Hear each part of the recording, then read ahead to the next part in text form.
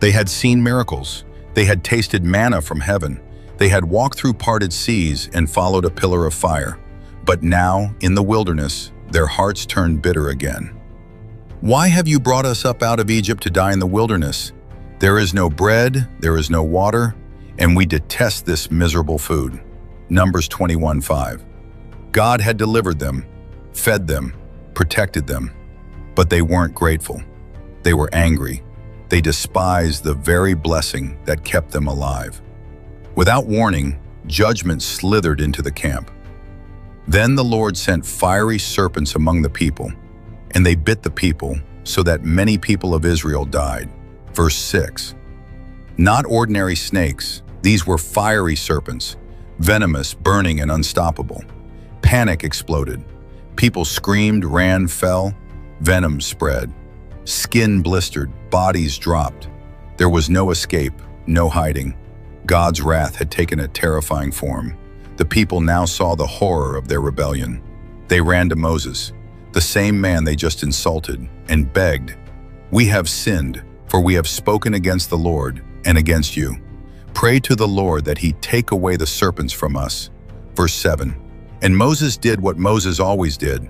He prayed for mercy. God didn't remove the snakes. Instead, he gave Moses a shocking and symbolic instruction.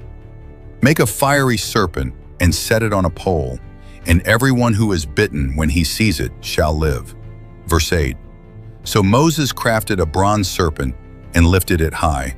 It made no sense. It wasn't magic. It was faith, and it worked.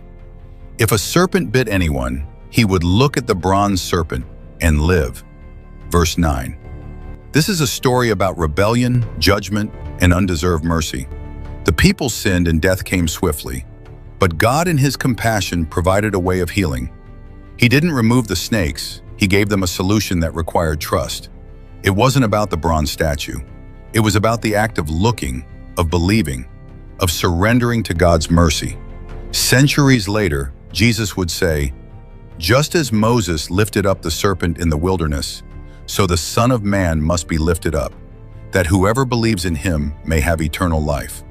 John 3, verse 14-15. We are bitten by sin. The poison is in us.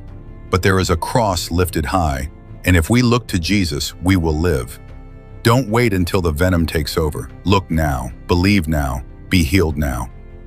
Righteous God, I confess that I often complain and forget your goodness.